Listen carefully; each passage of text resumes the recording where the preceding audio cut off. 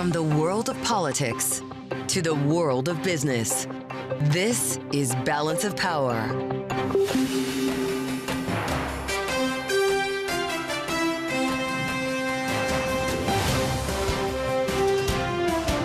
Live from Washington, D.C.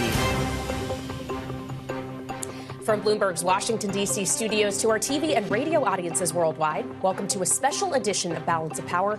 Alongside Joe Mathieu, I'm Kailey Leinz. America remembers its 39th president, Jimmy Carter, whose state funeral was held at the National Cathedral. Here today in Washington, a live look right now as Jimmy Carter's remains now prepare to make their final journey home. We'll reflect. I was the first senator outside of Georgia, maybe the first senator, to endorse his candidacy for president.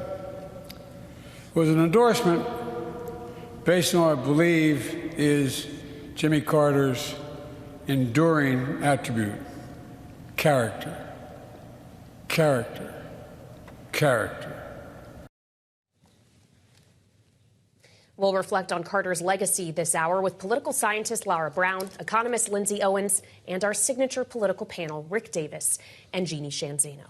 Thanks for being with us here. As Kailey mentioned, a special edition of Balance of Power. It's a national day of mourning, and we begin on Bloomberg TV and on YouTube with a live look of the National Cathedral on Wisconsin Avenue here in northwest Washington, D.C. Kailey, over the course of the next couple of hours, we will witness, now having heard Joe Biden's eulogy and gone through this important service, we will witness the casket being loaded into the hearse that will begin his journey home to Plains, Georgia, where his day will end with family members in a private service. And he'll be interned next to his wife of 77 years, Rosalind Carter, in Georgia. But we want to have more on what has happened in the National Cathedral here in Washington today and go there now, where Bloomberg's Tyler Kendall is joining us live. So, Tyler, the pomp and circumstance not yet over as we see the 39th president being loaded into the hearse.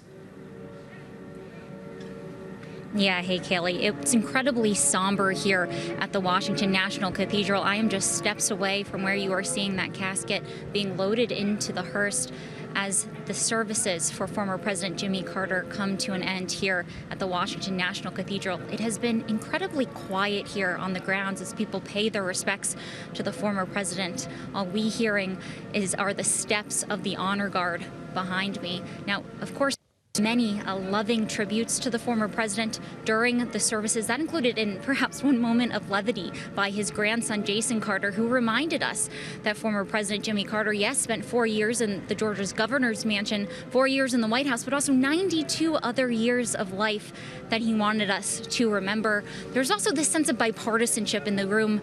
Of course, the 5 living U.S. presidents there, but also from eulogies from 2 bipartisan folks as well, the sons of former President Gerald Ford and Walter Mondale. In his tribute, Steve Ford saying that Jimmy Carter, when it came to honesty, it wasn't just an aspirational goal, but it was something in his very soul. Of course, the last eulogy was delivered by President Biden, who told people that if they are looking for motivation in their own life, they should look to Jimmy Carter as an example. Bloomberg's Tyler Kendall outside the National Cathedral in Washington as we keep our eyes here on the transfer of the casket into the hearse before Jimmy Carter's remains make their journey to Georgia.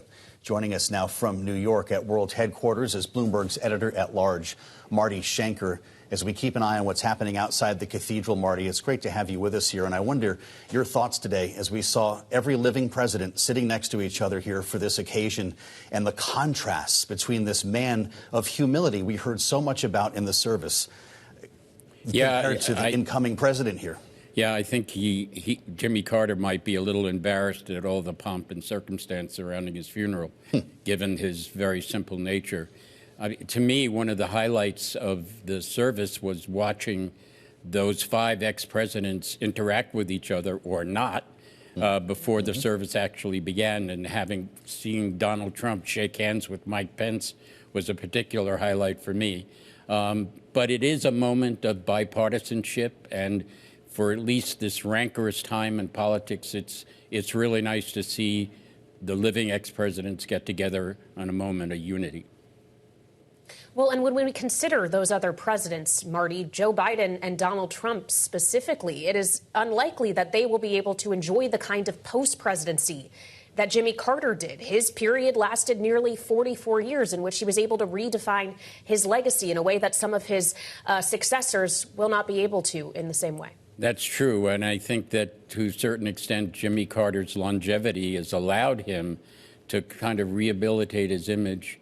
And of course, his post-presidency work was extraordinary, and that will reflect back on his presidency. And I think when he left the office, I remember I was late to work one day because I had to stand in line to get gasoline. And that's a memory that is going to gradually fade in time, and his reputation is going to be enhanced because he really does have a number of very real accomplishments as president as well. All right, Bloomberg editor at large, Marty Schenker, thank you so much.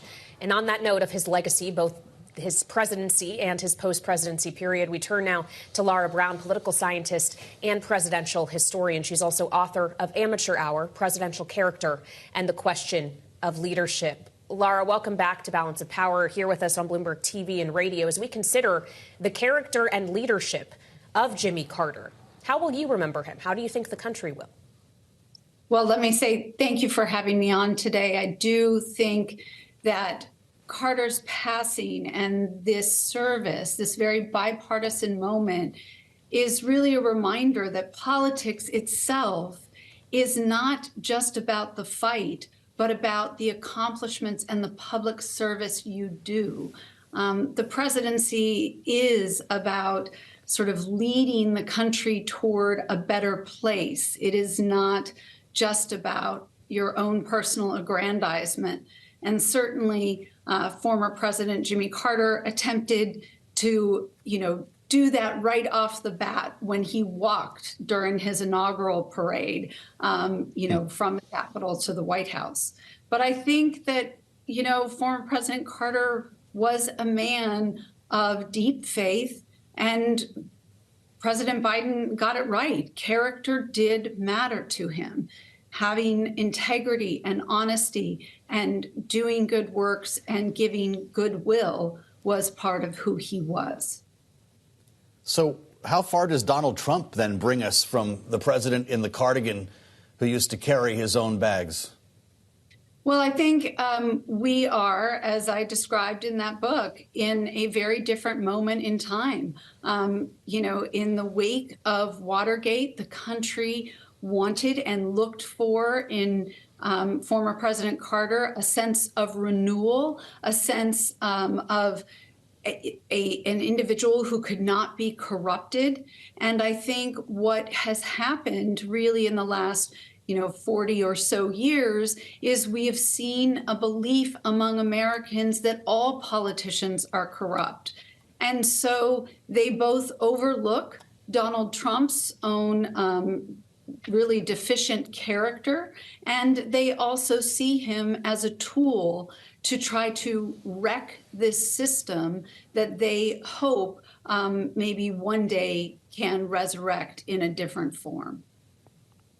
Well, when we consider our current political reality, Lara, with the knowledge that President Carter did not like to do the backroom wheeling and dealing that does seem to be required in modern day politics, is that now a necessity to be a successful leader, to have a list of accomplishments that you can point to during your presidency? Can anyone govern like Jimmy Carter did then, now?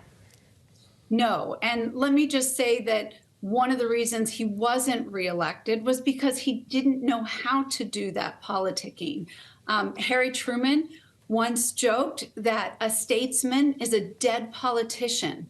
And what that really means is that if you're going to be considered a statesman, someone for whom we build monuments, that means you better be an extraordinary politician who can find compromises to create enduring, lasting legacies. And that is what we sort of notice and witness about both George Washington and Abraham Lincoln, and then in more modern times, Franklin Roosevelt and Ronald Reagan. The wheeling and dealing is part of what it means to bring compromise, not just your own character, to the office of the presidency. If you're just joining us on Bloomberg TV and radio, Jimmy Carter's casket has been positioned in the hearse outside of the National Cathedral. He will be transferred shortly to Joint Base Andrews. The 747, typically used as Air Force One, is awaiting on the tarmac for family members as well. They will fly back to Georgia. This service ends at 12:06 p.m. Eastern Time. Lara, we saw the casket pass Joe Biden. He placed his right hand over his heart. And as we consider the legacy of Jimmy Carter, the good and the bad, there are a lot of parallels that people have pointed to between them. The fight against inflation, the optics behind hostages being taken, and what must have been going through Joe Biden's mind in that service today. Well, certainly President Biden has years and decades of engaging with former President Carter. I mean, as he pointed out, he was one of the first senators outside of Georgia to, in fact, back his candidacy in 1976. So they have a history. And I do think that there is kind of great sadness, not just with the passing of him and all that he represents, but something of a passing of the bipartisan relationships that also formed. I mean, I found Stephen Ford's recitation of former President Ford's eulogy just incredibly moving, that these two men could sort of bond on an airplane coming back from a funeral, talking not about politics, but about their families and their faith and their commitment to the American experiment. In our final minute, Lara, as we consider the friendship between people who were political opponents, and we saw gathered in the same pews other political opponents, Donald Trump sitting next to Barack Obama, Joe Biden, of course, just a few seats down. Are we likely to see those kinds of friendships form of our more modern political leaders? Well, I think the more vitriolic our politics become, the harder it is for those friendships to form. We would hope that we would see more of that. We know that former President Bill Clinton has become very close with the Bush family, and he was, you know, when H.W. Bush was eulogized, very much a part of that service and his remembrance. So I do think within the President's Club itself, that will remain an exclusive, unique, perhaps clubby institution. But across the aisle in normal Washington and across the country, it is harder and harder to find civility, respect, and really a level of humanity toward your opponent. Lara, really glad you could join us today and appreciate the insights as always. Lara Brown, political scientist, presidential historian, with us on a special edition of Balance of Power here on Bloomberg. Straight ahead, our signature panel will join us. Reflections from Rick Davis and Jeannie Shanzano on a national day of mourning. With our live look at the National Cathedral, stay with us for more. This is Bloomberg.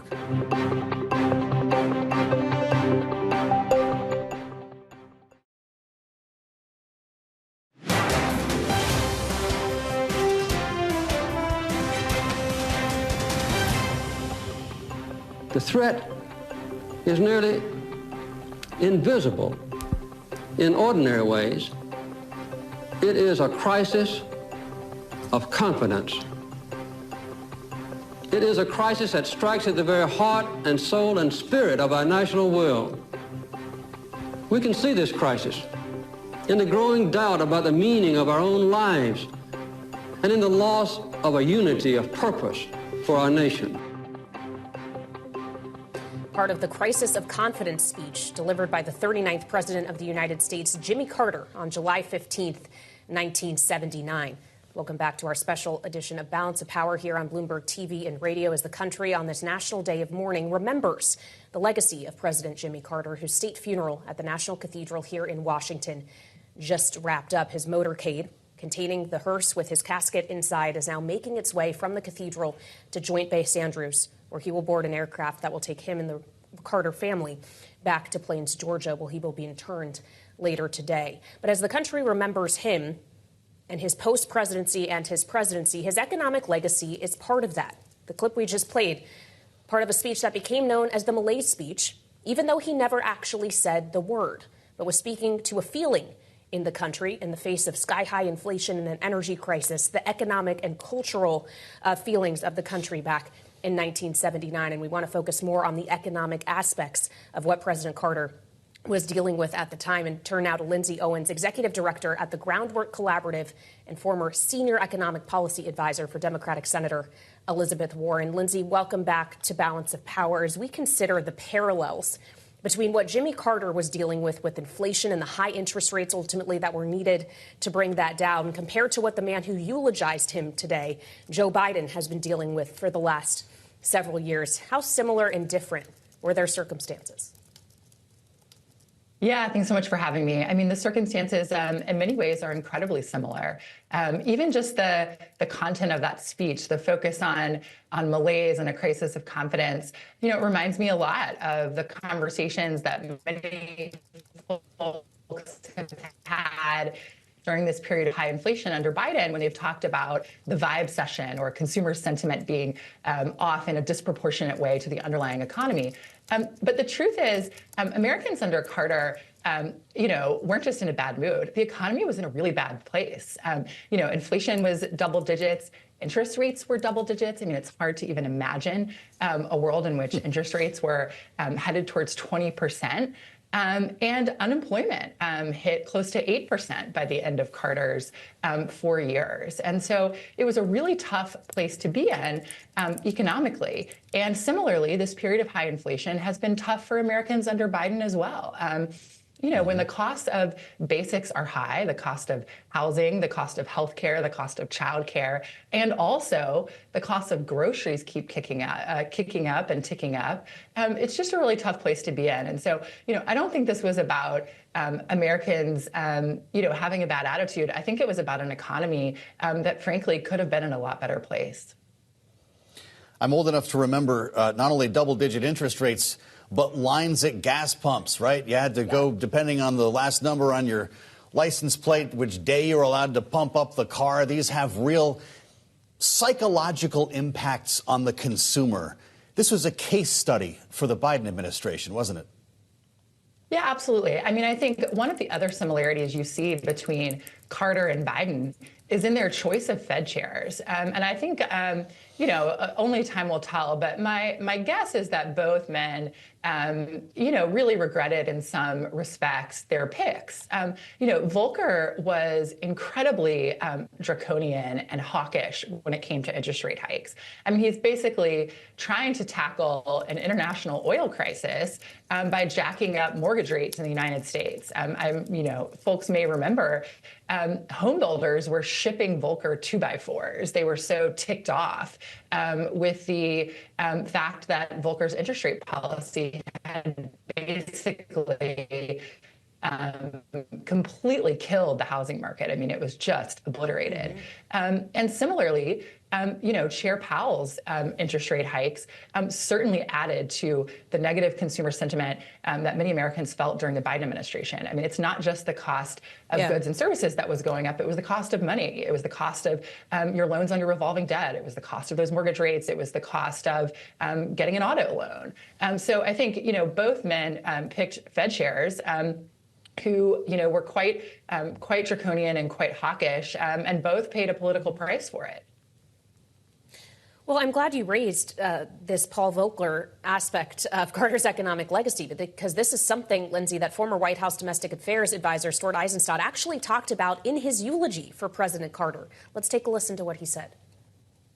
Over the objection of all of his advisors, he chose Paul Volcker to lead the Federal Reserve, knowing in advance that Volcker's tough monetary policy would raise interest rates and unemployment, because Paul told him that, and would do so in a presidential election year.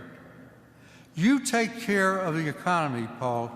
I'll take care of the politics. And yet, Lindsay, as you were just speaking to, sometimes you can't separate the two, and politics very much is dictated by what's happening in the economy.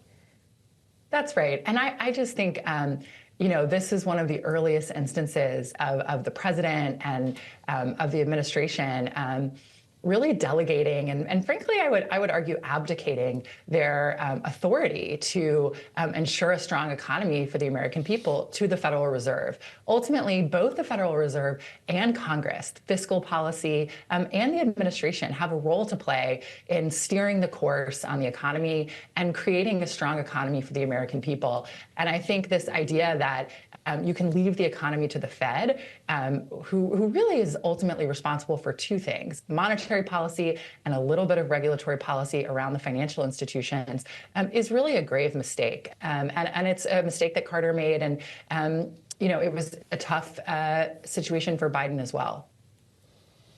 Lindsay, it's great to have you today. We appreciate the time, as always. Lindsay Owens, Executive Director at the Groundwork Collaborative, with us here on a special edition of Balance of Power. We're watching the motorcade make its way through downtown Washington, D.C., now past the monuments that you may be familiar with if you've spent time here in the city, having come down from the National Cathedral through Rock Creek, and we'll end up at Joint Base Andrews, where the 747 that frequently bears the call sign Air Force One is waiting for the casket and the Carter family to make their trip today to Georgia, as we now assemble our signature panel on this National Day of Mourning. Rick Davis, partner at Stone Court Capital, Bloomberg politics contributor, is with us alongside Jeannie Shanzano, senior democracy fellow at the Center for the Study of the Presidency and Congress, of course, political science professor as well at Iona University. Great to see you both, and thanks to both of you, as always, for being here. Jeannie, are we getting a little over our skis talking about Jimmy Carter's presidency versus his post-presidency?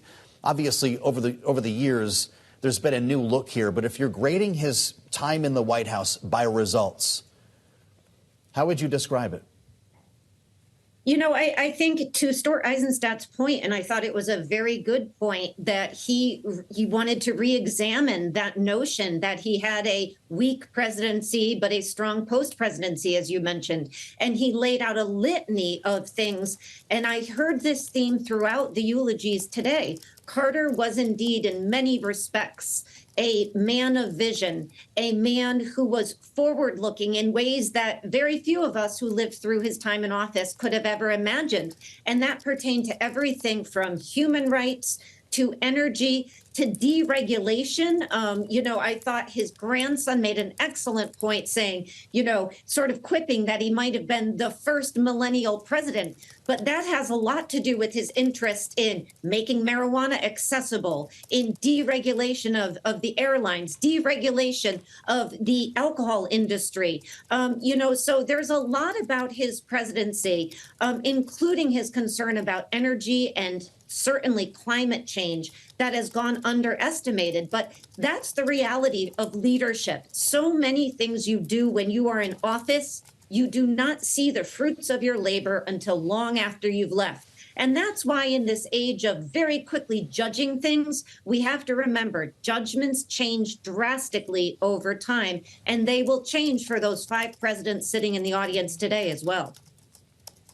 Well, and when we consider those other presidents, Rick, they may not be afforded as much time to see history judge them differently with their own eyes as Jimmy Carter did. 44 years is an incredible amount of time that we obviously can't guarantee, given the advanced age of our current president, the man who is about to take the oath of office just 11 days from now, that they will see. Yeah, I think that 44 years are really the over 50 years of relationship between Joe Biden and Jimmy Carter is a really interesting issue, because both of these presidents did not win re-election. Arguably, Joe Biden didn't run, but he did. And that's the worst way to start a post-presidency, is being defined as a political failure. And then it goes from there. So what's also interesting is these are two men from the same generation, yet span 50 years of political activity. And I found that just to be fascinating today when Joe Biden took the rostrum and eulogized his friend Jimmy Carter. How much has happened in our country, both politically, economically, culturally, since the two of them probably first met over 50 years ago. And so, yeah, I think that what we saw today not only is a great example of, the dignified rituals that define our country and our political caste, but also the incredible change that has occurred politically and economically and culturally in our country over the span of this one man's life. And I just think it was really interesting and educational for everybody to watch this. I hope schools took the time to broadcast this on their televisions for children to watch, because if you don't learn about America from an event like this, then it's going to be very hard to have another opportunity like this in your lifetime. Boy, what a great point. Jeannie, there's talk about turning the page. For some, it feels like the end of a chapter, though, in American politics. How about you? It really does. I was struck by the fact that after Jimmy Carter, there is just one president still living, or former president, of the 20th century left. I mean, that is startling for many of us who were born in the 20th century. I mean, right now, in 4 years, those young people that Rick is talking about entering college, those are from an alpha generation. So quite a long time from when Jimmy Carter grew up in the South. And, you know, for Joe Biden, the first U.S. senator at the time in 1972 to endorse Jimmy Carter. This is quite a journey as well. But as you and Kailey were just talking about, he doesn't have the time, arguably, after he leaves office in 11 days to change the trajectory of his presidency and the way we look at it. But that, like usual, is going to be left to historians. Well, and when we consider Carter's post-presidency, specifically, Rick, and how he became known as a humanitarian, and those efforts, especially with the Carter Center, which he founded shortly after leaving office, whether it be for public health or monitoring of elections, have changed the way he's viewed not just here at home, but globally as well. Yeah, his footprint around the world was probably more substantial in his post-presidency than even his presidency was domestically. He was a man of the world. He didn't really see barriers anywhere, whether he was in Africa or Latin America or in other parts of the world. He tried to have an impact. And there are critics who felt his meddling in other countries, especially to the detriment of the United States, was sometimes troublesome. But at the end of the day, he was trying to do good around the world. And I know as chairman of the McCain Institute, we partnered with the Carter Center on a number of human rights programs that really were at the core of both his and John McCain's life. So he was really a man of action. He didn't do anything that he would regret later in life. He was honest with himself and others about his failures and his successes. And I would say no one person had a bigger impact around the world during his lifetime than Jimmy Carter has. And again, not all of which ideologically people in a different place might agree with, but nobody would doubt his sincerity and his faith that what led him to that. Rick Davis and Jeannie Shanzano, we thank you for the time here, as always. Stay with us. They'll be back in our second hour of special coverage here on Bloomberg TV and radio. I'm Joe Mathieu alongside Kailey Leinz here in Washington, where we're witnessing the transfer of Jimmy Carter's remains. The motorcade is slowly making its way, depending on what part of town they're into, to Joint Base Andrews, where they will then take a flight, the Carter family accompanying his remains, Kailey, on the way to Lawson Army Airfield, where there will be another service with family members that will take place in Plains, Georgia. So we'll continue to follow the track of the casket and have much more in our next hour on this special edition of Balance of Power on Bloomberg TV and radio. We'll be joined by political scientist Andra Gillespie and presidential historian Lindsay Chervinsky. Still ahead right here on Bloomberg.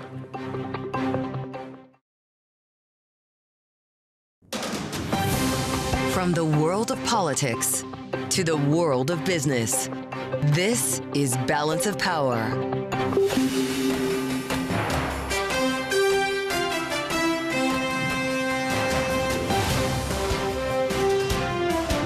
Live from Washington, D.C. From Bloomberg's Washington, D.C. studios to our TV and radio audiences worldwide, welcome to a special edition of Balance of Power. Alongside Kailey Leinz, I'm Joe Mathieu. America today remembers its 39th president, Jimmy Carter, whose state funeral was held this morning at the National Cathedral here in Washington, where he was eulogized by President Biden. The very journey of our nation is a walk of sheer faith to do the work, to be the country we say we are, to be the country we say we want to be, a nation where all are created equal in the image of God and deserve to be treated equally throughout our lives. We've never fully lived up to that idea of America. We've never walked away from it either because of patriots like Jimmy Carter.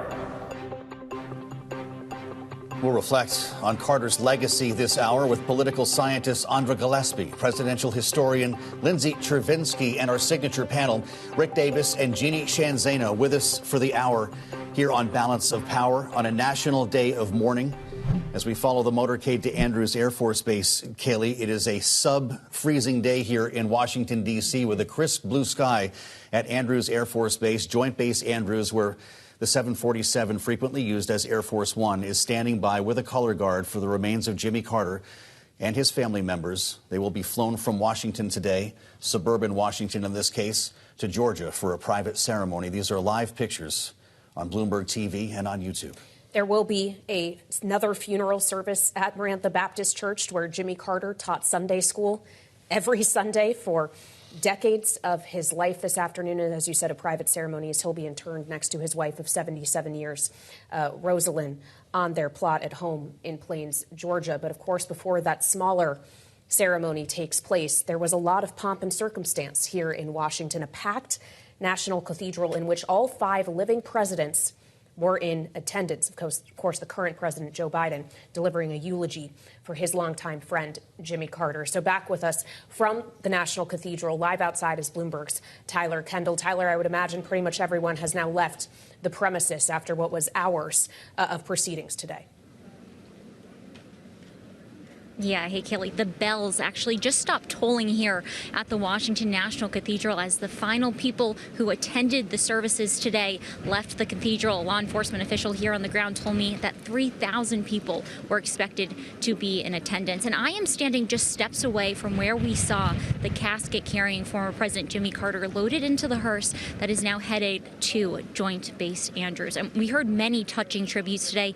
You played a little at the top there from former President Joe Biden, who delivered that eulogy. But we also heard some more personal moments, particularly when it came to former President Jimmy Carter's grandsons. And one perhaps more moment of levity, one of his grandsons spoke about this idea that Jimmy Carter spent 92 years not holding office as either the governor of Georgia or at the White House. And then his other grandson, Joshua, told us about his love for teaching at his Sunday school in Plains, Georgia. That is where his casket is heading next for a private ceremony to the very same Baptist church that he has been going to for decades, where a private ceremony will be held before he is ultimately buried next to his wife, as you mentioned, Rosalind Carter. The Carter Center tells us that plot of land you can actually see from the home that the Carters built by their hands and lived in for the remaining years of their life. Tyler, thank you so much. It was pretty remarkable to see all living presidents sharing a pew together at the National Cathedral earlier. They have all made their way out of the cathedral, I realize, but some pretty poignant moments as the former presidents joined together today as well. This was an incredibly rare moment, Joe. The last time the 5 of these living presidents were together was actually back here at the National Cathedral for George H.W. Bush's state funeral in 2018. And it does remind us perhaps about this moment of unity that sometimes here in Washington can feel rare. We started this week, of course, with January 6th and counting and certifying the 2024 Electoral College votes and the peaceful transfer of power. And we are ending this week with the 5 living U.S. presidents together to remember this former President Jimmy Carter. We do know that they all arrived, and we saw those pictures of how they were seated inside, but all of them watching silently as they paid their respects. Bloomberg's Tyler Kendall outside the National Cathedral in Northwest Washington. Thank you so much, Tyler. Joining us now as we stand by for Jimmy Carter's arrival, along with family members at Joint Base Andrews. Talk about his legacy in the state of Georgia, where he's now heading. Andra Gillespie, associate professor in the Department of Political Science at Emory University, who has spent quite a bit of time with Jimmy Carter over the years. Professor, it's great to see you. He's on his way to Georgia now, of course, where you are. Washington has had its moment here with the service. Once back in Georgia, they will take the hour-long ride to Maranatha Baptist Church in Plains, Georgia. What are people thinking there today? They are saying goodbye to a friend and a neighbor and a fellow brother in Christ and congregant. So, this private service at Maranatha Baptist Church is probably going to be more intimate than what we saw at the National Cathedral, though I think the service at the National Cathedral with all of its pomp and circumstance was actually pretty intimate. And then the family is going to have an opportunity to commune with their patriarch and to be able to say goodbye before they inter him. And he's going to be buried under a willow tree on the property of his house next to Rosalind Carter. This was a site that they chose together. And so I think it's a fitting end to the boy from Plains returning home and then being next to his beloved wife of 77 years.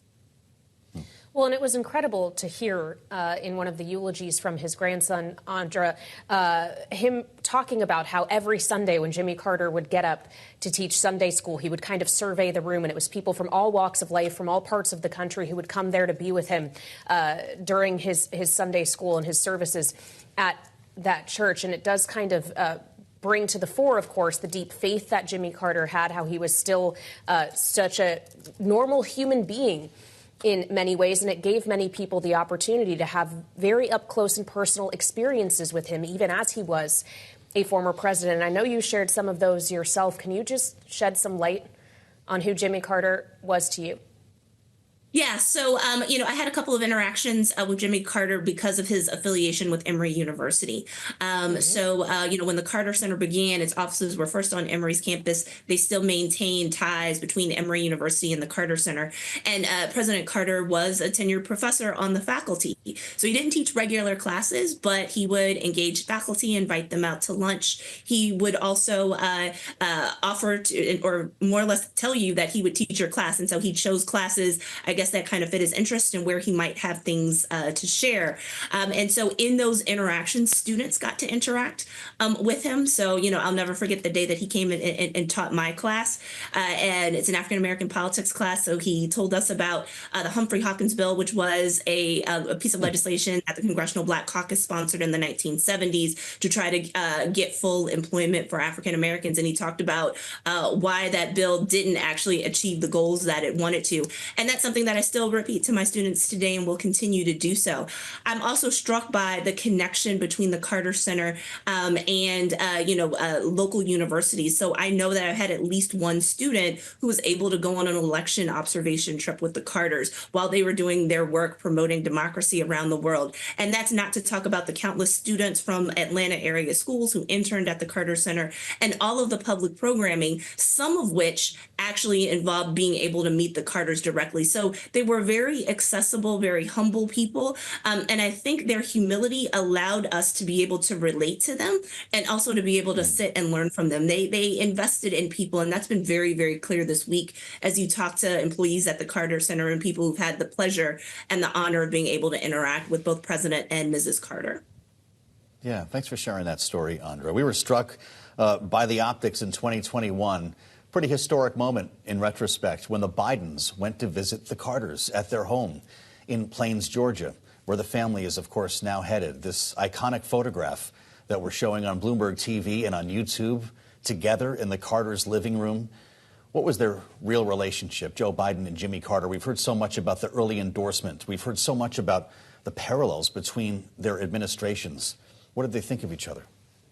Yeah, well, I mean, this picture, I think, shows the warmth of that relationship. And President Biden certainly talked about it in his eulogy. So this is, a professional relationship that extends more than 50 years. And as, one of the standard bearers of the Democratic Party, Joe Biden is certainly somebody who would have called upon Jimmy Carter for advice. And President Carter would sometimes emerge at points to try to provide, guidance and support to be the elder statesman. He certainly didn't shy away from expressing his opinion. I'm sure President Biden, remembers the time that when he was vice president, President Carter came out and spoke very forcefully about some of the opposition to President Obama and openly questioned whether or not it was racially motivated. And I think for some, he was saying the quiet part out loud. And because he was a former president and because he was a white Southerner of a certain age, he was able to say things that other people couldn't say. And I think that was very important and that was very very impactful.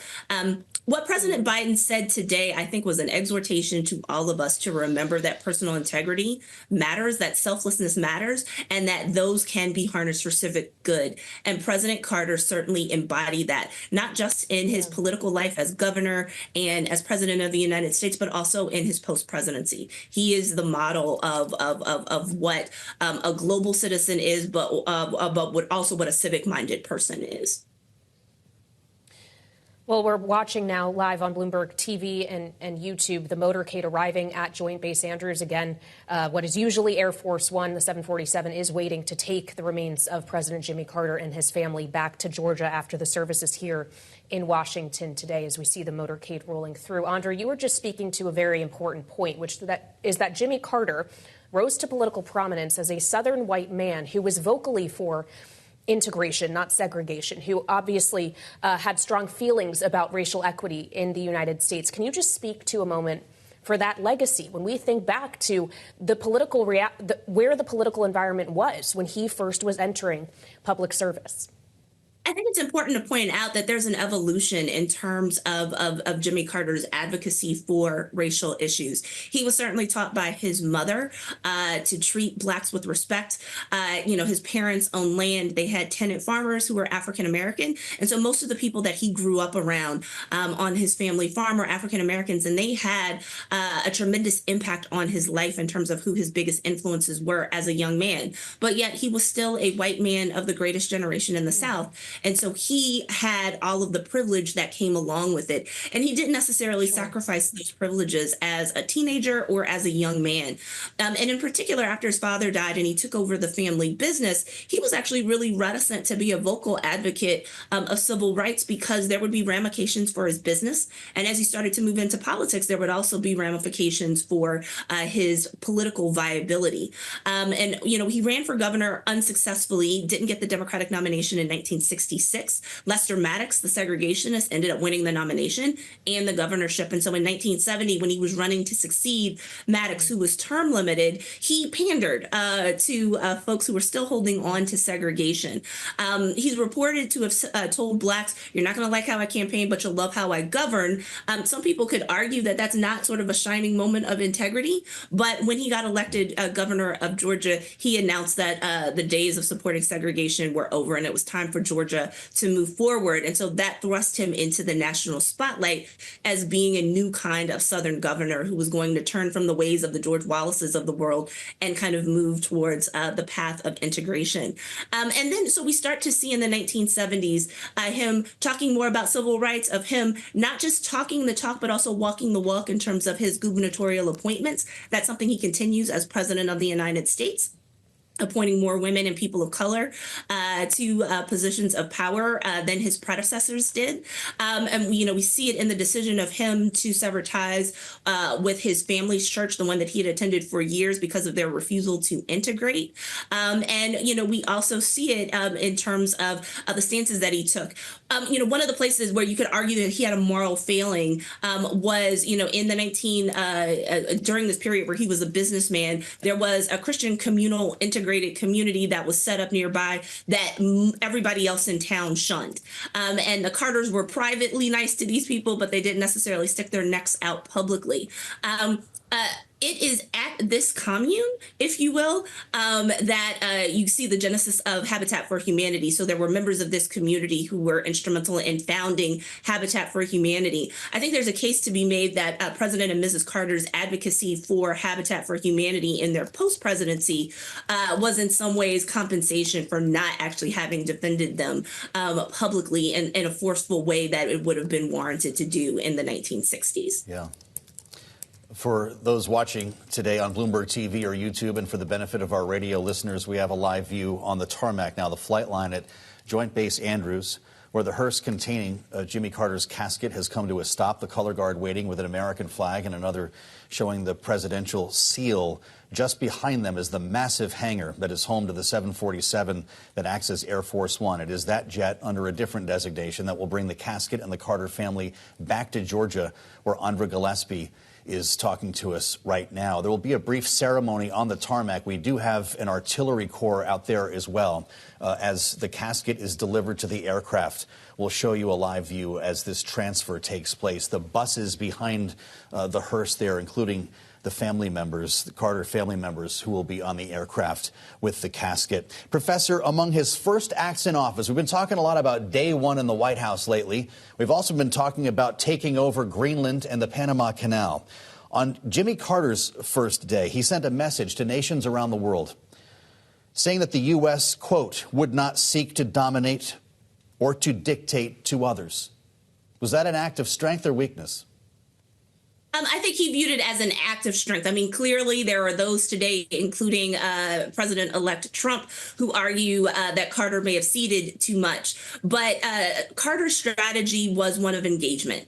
And his idea was that if you treat other nations with respect and you honor their sovereignty and you seek to work through diplomatic channels, you have the opportunity to be able to promote security without necessarily having to demonstrate brute force. So one of President Carter's, achievements that he would certainly herald was the idea that America wasn't engaged in war. Not to say that there wasn't conflict. The Iranian hostage crisis certainly stands out as a really tense moment in American history that certainly upended his chances for re-election. But the idea that he wasn't engaged in war during his presidency was something that I think was a hallmark of the reforms that he was trying to bring. So whether we're looking at domestic reform in terms of ethics in the post-Watergate world, or even in terms of engagement. Excuse me. Take your time, Professor. Why don't we give her a minute there to get settled? We've been there before, Kailey. Oh, indeed we have. That was Andra Gillespie, Associate Professor in the Department of Political Science at Emory University. As we have our eyes here on Bloomberg TV and on YouTube at Joint Base Andrews, just unloaded from the hearse, the 39th President Jimmy Carter and his remains have been unloaded. They will, of course, be loaded onto the aircraft that usually operates as Air Force One, and that plane will carry him and the members of his family who were in attendance at the funeral services here in Washington today back to Georgia, where some more private services will be taking place. That's right. The band now playing as the mortar rounds are fired on the tarmac at Joint Base Andrews. And the 747 that is in position, waiting for the casket that will carry Jimmy Carter home to Plains, Georgia. This is a live view on a national day of mourning on Bloomberg TV, on YouTube, and for our radio audiences, we'll continue our conversation. Our signature panel will be with us a bit later. Again, Kailey, Rick Davis, and Jeannie Shanzano along for the ride as we try to absorb this moment together. This is Bloomberg TV and radio.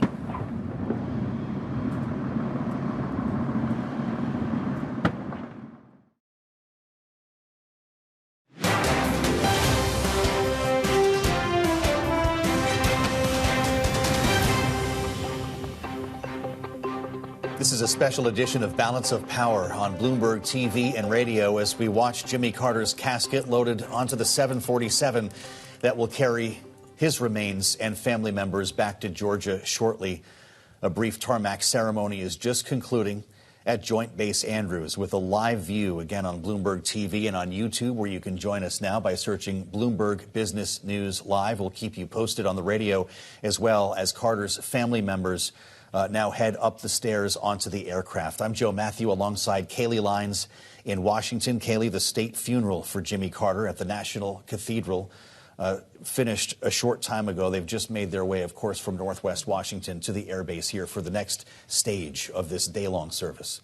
Yeah, the next stage, of course, will have far less pomp and circumstance rather than the services here in Washington today, as there will be a ceremony at the Baptist Church where Jimmy Carter has taught Sunday school for decades, and then, of course, a private internment at the plot in Plains, Georgia, where Jimmy Carter will be buried next to his wife of 77 years, Rosalind Carter. But it was here in Washington, D.C., where in his memory, we saw the gathering of all 5 living presidents of the United States and a eulogy delivered by President Biden, a longtime friend of Jimmy Carter, who, of course, reminded us through his remarks that he was the first senator to come out and endorse this relatively unknown guy from Georgia who ultimately ended up the 39th president of the United States. That's right.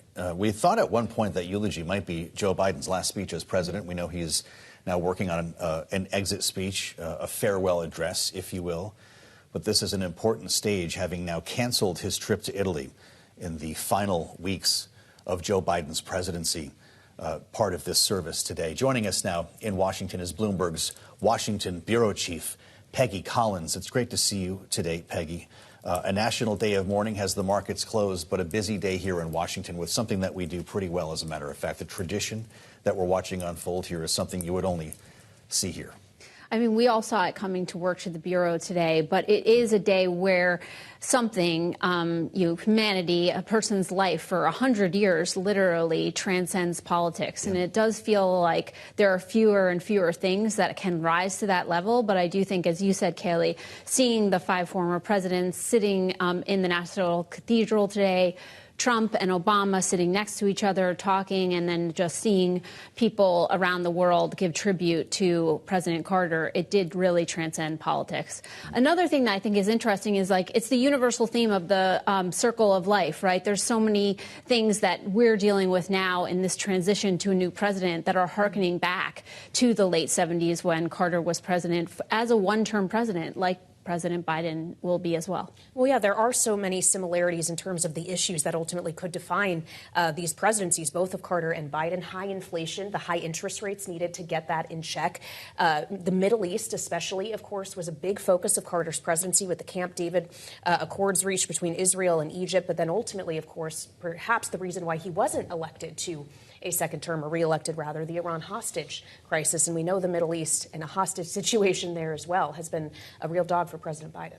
Absolutely. And we heard Carter's grandson talk about, how much he cared about the people in the Middle East and how he continued to think about it and write about it and talk about it for years to come. But as you said, inflation and turmoil in the Middle East are 2 of the huge issues that defined this election, and will be an issue that President Trump will have to deal with coming into office. I think also it's interesting that, President Carter was the first person to really create the Department of Education at a cabinet level threshold. And that's another thing that President-elect Trump is coming in saying, I'm not sure if we want to have that anymore. So there's a lot of different things that are in question now that he dealt with at the time. And just coming off of the civil rights movement, the Great Society, Watergate, and then serving, after President Ford, and then turning over the reins to Reagan. I think there's a lot of similarities there. It's really something. You hear the cliche end of an era a lot, and we can fulfill that pretty easily, but it's also a continuation. It just reminds us of how each president impacts the next. That's absolutely right. I mean, I think, President-elect Trump is rare in the sense that he has been president before. So some of what he's, taking on is his own presidency and 2.0. But there are certainly, each president is dealing with issues that they themselves want to imprint on the country. And some of it is out of their control, things that happen in other places, like did to Carter with the Iran hostage deal, and will be for President-elect Trump no matter what. Something we have repeatedly visited upon in the last several days is this notion that Jimmy Carter had nearly 44 full years to redefine himself after his presidency for all of these humanitarian pursuits that defined those decades for him. The man who eulogized him, President Biden, is very likely not to be afforded any kind of time like that, even if he lives to be 100 as well. It's likely more what was accomplished in his presidency is going to define him, and history might look at different presidents' time periods differently in that way. That's right. But I do think that so many people are talking about how much Carter did after he was president as almost defining him even more, as you said, because he really lived a life of service in so many ways, through Habitat Through Humanity, through a lot of different things that he and his wife Rosalind did together. But Biden will have time to define himself as a post-president, and it will be interesting to see what he decides to make his mark on there, because so much of what we're talking about right now are like how it could have been different and what they could have done differently. And Carter lived through that as well, but he also redefined himself in so many ways. All right, Bloomberg's Peggy Collins, our bureau chief here in Washington. Thank you so much for joining us here on Bloomberg TV and radio on what is a national day of mourning, with the state funeral services for the 39th President Jimmy Carter having wrapped up here in Washington. His family is now on board of the aircraft, as is his casket that will take them from Washington back to Georgia for private services and internment this afternoon.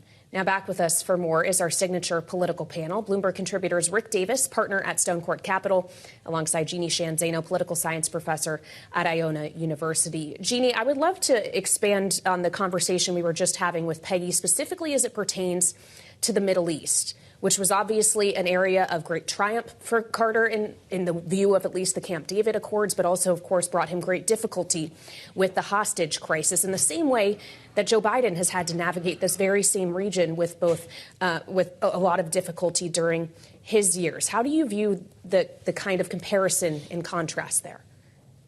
Yeah, I think it's an excellent comparison. And it's something that many presidents from the 20th century to the 21st century now have had to deal with, unfortunately.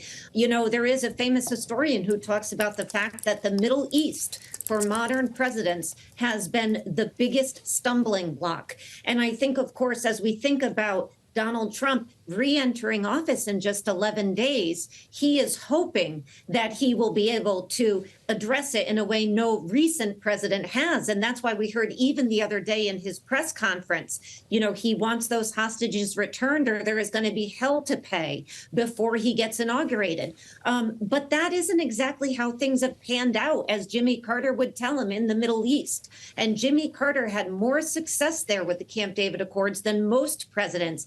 And yet it was the Iranian hostages and that debacle which really cast a pall over his presidency, and which really many people think of when they think of his presidency as a defining moment. Of course, they did come out hours into Ronald Reagan's presidency, much to the credit of Jimmy Carter, but it's not credit he got politically, but historically now.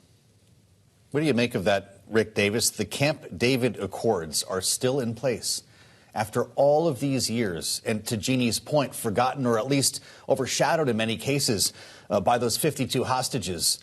And we, of course, still to this day remember the images as Ronald Reagan was just walking into the White House. Should we be spending more time on the accomplishments of Jimmy Carter, or is the first draft of history correct? I actually enjoyed Stuart Eisenstadt, Jimmy Carter's domestic policy advisor.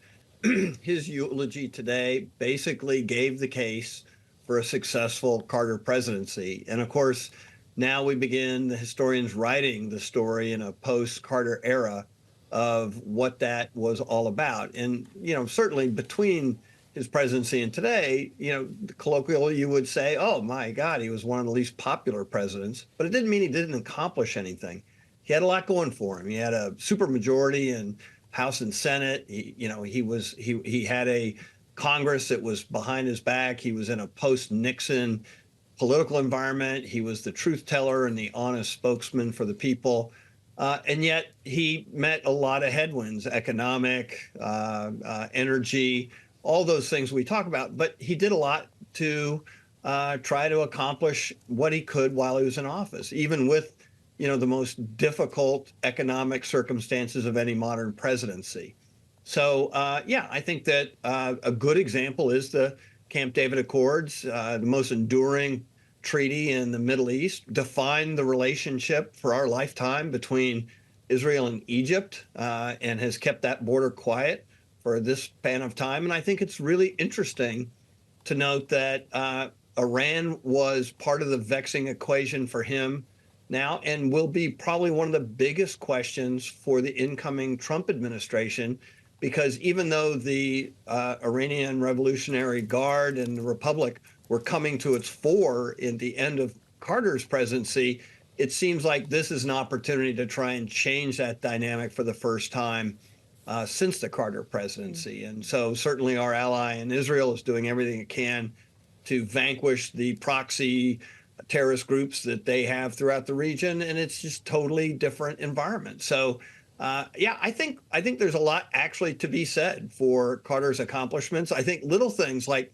he was trying to become energy independent from foreign cartels, and at the same time promoting renewable energy by putting solar panels on the West Wing. So, I mean, it's really an interesting and fascinating presidency when you dig into it.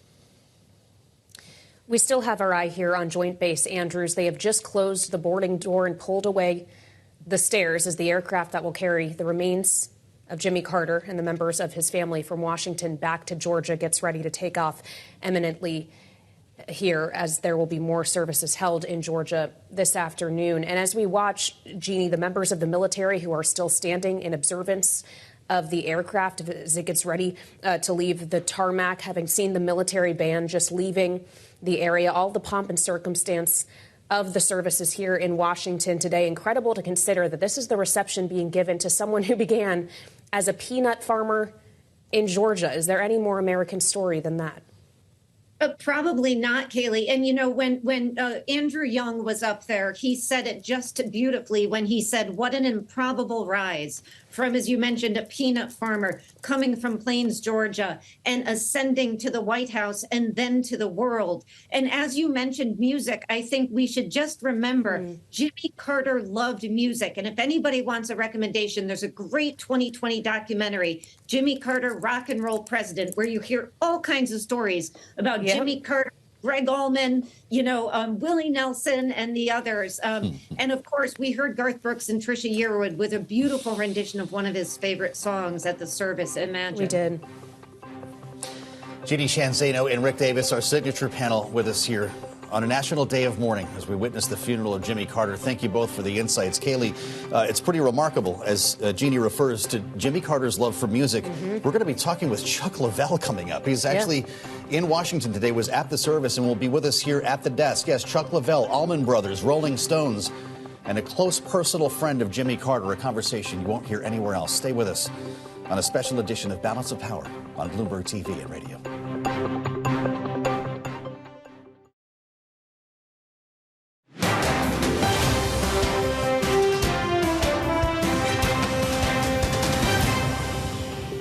The bond of our common humanity is stronger than the divisiveness of our fears and prejudices. God gives us a capacity for choice. We can choose to alleviate suffering. We can choose to work together for peace. We can make these changes,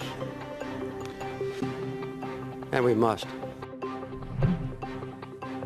The 39th President of the United States, Jimmy Carter, accepting the Nobel Peace Prize in 2002, a prize awarded to him for what the committee described as his decades of untiring effort to find peaceful solutions to international conflicts, to advance democracy and human rights, and to promote economic and social development, all themes which defined his post-presidency period of nearly 44 years, just as much as the 4 years he spent in the White House. And we want to reflect on all of that now on this special edition of Balance of Power here on Bloomberg TV and radio with Lindsay Chervinsky, presidential historian and executive director of the George Washington Presidential Library at Mount Vernon. She's here with us in our Washington, D.C. studio. Lindsay, thank you so much for being here on this historic day. As we consider the disproportionate amount of time Jimmy Carter spent out of office compared to the time he spent in it, which ultimately, as history looks back on him, will define him to a greater degree.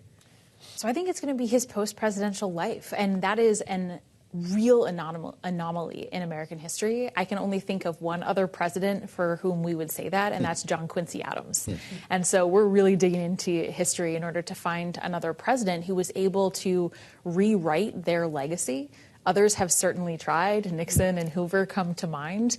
But I think because Carter's post-presidential service was so lengthy, but also so incredible, so committed to humanitarian service, that's really what we remember him for. From your view at Mount Vernon, you recall George Washington's wishes for his funeral, which he wanted to be, I think, small and simple. A stately affair is what we got here. 400 mock funerals and something that was much larger, and it kicked off the traditions that we're witnessing today. Do you think Jimmy Carter would enjoy the pomp and circumstance we just saw? Well, Jimmy Carter selected the pomp and circumstance we just saw. You know, one of the things that's, I think, interesting comparing Washington to Carter is Washington had laid out what he wanted, and then very quickly the American people demonstrated that they decided had for him. their own ideas. But now, you know, when presidents go into the Oval Office, they immediately start planning because we don't want to have an unexpected presidential death without a plan like we had with John F. Kennedy. Yeah. And so Carter selected every song, every speaker, every stop along the way. And I think in some ways it certainly surprised me that he did embrace so much of that pomp and circumstance because that's not really how he lived most of his post-presidential life. Well, as we're considering this comparison to George Washington, founding father, frankly, of the United States, and Jimmy Carter, they both also had similar warnings about the political environment, if you will. Washington warning against political partisanship and parties at all. Jimmy Carter had similar warnings about people getting too focused on single issues and into their silos. But the fact remains that that kind of political view is not necessarily reflective of our reality now. It really probably wasn't even then. It's true. You know, I think it's one of the messages that I hope people take from this last week of celebrations is that there are things that are above politics. And what Washington really meant when he was warning against parties was that we don't want to allow our allegiance to a party to come above our allegiance to one another as Americans, that our American identity should be more powerful than our party identity. I'm sure that sounds familiar to a lot of people right now because that's something that a lot of people are worried about. And I think with Carter, these celebrations of Carter's legacy and his service, none of those things are about party. They're all about issues that rise above a partisan spirit or a partisan animosity. And it's a really good reminder that those things still exist. Yeah, we're watching the aircraft that is containing Jimmy Carter's remains and the Carter family members, frequently used as Air Force One, the famous 747 with its blue and white color scheme, rolling down the tarmac right now. A live view on Bloomberg TV and on YouTube at Joint Base Andrews. We saw a brief ceremony on the tarmac before they loaded the casket onto the aircraft. Family members joined shortly thereafter. They're on their way to Georgia, of course. And Lindsay, this journey will end in Plains after not only the aircraft flight, but a long drive to Maranatha Baptist Church. To your point, this is exactly how Jimmy Carter wanted this to end. It is, you know, and I think all of the different services that we have seen represent different parts of his life and what mattered to him. So, you know, it started at the Carter Center in Atlanta, and the Carter Center was so central to his legacy and to establishing a new way for presidents to engage in service once they left office. I think he really set the model for people that followed. And then we come to D.C. and we've seen a lot of the military tributes. We've seen the international tributes for him. But then, of course, it goes back to Plains, where it all started and where he very much wanted it to end. And we have Plains Jimmy, and then we have the president who eulogized him today, Scranton Joe. There has been a lot of comparison made between these two presidents. And as a historian, how do you view the comparison? Well, certainly there's some obvious parallels, right? They're both going to be one-term presidents. I think they both are going to come out with fairly low approval ratings. How history will view Biden, I think, is yet to be determined, and I think it should take a while for us to be able to fully understand the impact of his choices and his policies in order to assess his legacy. Certainly, Biden was in D.C. for a lot longer than Carter, but he always saw himself as Scranton Joe. He did not see himself as part of the, Ivy League elite. And so I think he and Carter had a lot of similarity in their self-view. Of course, they were both deep men of faith, very committed to their family, deeply invested in foreign policy. So I think there are a lot of interesting parallels there. Great conversation. We're delighted you could join us today, Lindsay. Lindsay Chervinsky, just the voice we needed at this moment as we watch the aircraft head back to Georgia. Executive Director of the George Washington Presidential Library, which brings us to Mount Vernon here, of course, across the Potomac from the nation's capital. Lindsay, thank you so much. Kailey, this will be a pretty quick flight to Georgia, from where they will drive to Maranatha Baptist Church, as I mentioned, Plains, Georgia, where Carter taught Sunday school, a private funeral service before a journey through downtown Plains will follow. The aircraft now taking the active on the runway at Joint Base Andrews to bring Jimmy Carter home. And for the last time, he will be making this journey from Washington back to Georgia, where he will be interned in Plains next to his wife of 77 years, Rosalind Carter. This bringing to an end, at least the services and all of the pomp and circumstance here in Washington as the 39th president was remembered here today, remembrances that will continue in his home state as we've watched now the aircraft take off from the runway and that flight back home to Georgia has begun. They are now airborne on the way home. Kailey, I can't believe who is with us here in our remaining moments of our special broadcast. He was at the National Cathedral earlier, a close friend of Jimmy Carter, and arguably somebody who helped him get elected. That would be Chuck Leavell, keyboardist with the Allman Brothers, who has toured with the Rolling Stones as well for some 40 years. As I mentioned, a dear friend of President Jimmy Carter with their joint interest, of course, being music. Welcome to Balance of Power. It's a great honor to have you with us today. Welcome to Washington. Thanks, I can't imagine Joe. what your day has been like. We've been talking about this election now that brought Donald Trump back to the White House in this wild ground game that Elon Musk was running for him. You were way ahead of your time. The Allman Brothers were passing the hat to raise money for Jimmy Carter on tour. You actually did help to get him elected.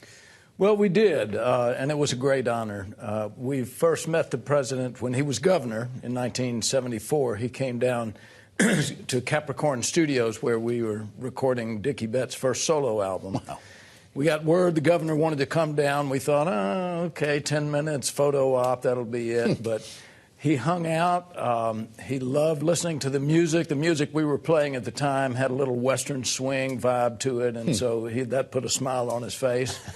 And he asked great questions about the recording process. He asked great questions about the music business, especially as it pertained to the state of Georgia. And he stayed like 2 hours. And so we were just very, very impressed with him. He was very charismatic. He was very sweet and kind and easy to be with. Yeah. So not long after that, I guess it was maybe 6 months or so, the announcement came that he was running for president. And this was the first year, if you recall, that the first election where the government would match the funds. So we were asked, would we be interested in doing a series of concerts to raise some funds, and then the government would match those funds. And that did indeed help get him elected. Amazing. Well, and obviously after that election and in the decades that have followed, you maintained a relationship with Jimmy Carter. Describe for us the person he was in private compared to the person that so many of us had decades to get to know in public. Were they one and the same? Well, it was like his grandson Jason said at the service today. He was the same man every day, you know, and whether he was, you know, in the middle of a political situation or whether he was private with you. Genuine, honest, great listener. You know, when he was listening to you, you could see it in his eyes. He was not just listening, he was hearing. And he was great at that. And if you recall, during the campaign, he stayed with families that he would knock on the doors because he wanted to sit down at their breakfast table or at their dinner table and have a discussion and listen to them and listen genuinely to their concerns and how they thought America was doing well or not. Yeah. We're showing a live view of the Maranatha Baptist Church in Plains, Georgia, where a private service, a much smaller service than what we saw at the National Cathedral, will be held a bit later on today. We'll bring that up for you in a moment here on Bloomberg TV and on YouTube. Take us outside of Washington. Bring us to Plains, Georgia, and the conversation people are having there today. Well, favorite son. Yeah. You know, everybody loves the governor, the president. We still think of him as governor, and we think of him as friend, you know. And I've been to Plains several times, spent time with him there. He came to our land, as we call Charlane Woodlands. My wife, Rose Lane, and I have land in Middle Georgia. He came and spent an afternoon, had lunch with us. Rosalind was still alive at the time, and she attended as well. We rode in the woods, and we talked about our mutual care for trees and forests. I'm a tree farmer. Carter was a tree farmer. He had southern yellow pine, just as we do, but he also had some other interesting trees. One in particular was the Royal Paulownia tree. He grew a little small grove of Paulownias. Interesting story is that one of them, once they matured, was cut down and made into a guitar, especially for Carter, given to him. Did he play? No. You guys didn't jam? No, he played the jukebox. Okay. The stereo. Well, and music was a big part of the proceedings and the services Yeah. today, and you were there to hear that. The rendition of Imagine, Amazing Grace was played. What did you think of the choices? You know, what really struck me, two things stand out. One was the a cappella choir. Whenever they were singing. And, of course, I think it had to do also with the acoustics of that beautiful cathedral and just the sound of those beautiful voices echoing through the halls. Just extraordinary. And the other thing was the organists, the pipe organ, that huge, wonderful pipe organ. Beautiful. And, of course, the orchestra was beautiful as well. But those two things really stood out to me. Could Jimmy Carter hang out with the Allman brothers? Would you guys be on your best behavior? Or would you guys kind of do your own thing when he was around? No, he would hang, man. And, yeah, I think I saw a picture up on the screen a moment ago where we were backstage when we were doing one of those concerts, benefit concerts. And big old smile on his face. He loved hanging out with us. So Jimmy Carter was a party? Yeah, he was a party. There was no doubt. This is amazing. Was he the first rock and roll president? Well, there is, as you may know, there's a fabulous documentary called The Rock and Roll President, which is centered around him, and I was very proud to take part in that documentary. But he had a love of all kinds of music. You know, after he was elected, myself and others got invited to the first White House Jazz Festival that was on the lawn of behind the White House, in front of the White House. And extraordinary event, and Dizzy Gillespie and other great jazz players were there. Salt Peanuts. Salt Peanuts. And Carter, he just enjoyed that so much. You know, every time someone took this stage, you know, he would just light up, and he loved listening to all kinds of music. One little quick story in one of his books, he talks about when he was in the Navy, he had a roommate, and they enjoyed listening to classical music. And they would go out and buy records that was the same piece of music by 2 or 3 different instrumentalists. So if it was a piano concerto, they'd buy about 2 or 3 different, you know, pianists, so that they could listen and try to learn to tell the difference in the styles of the instrumentalists. And I thought that was beautiful. How about that? Yeah.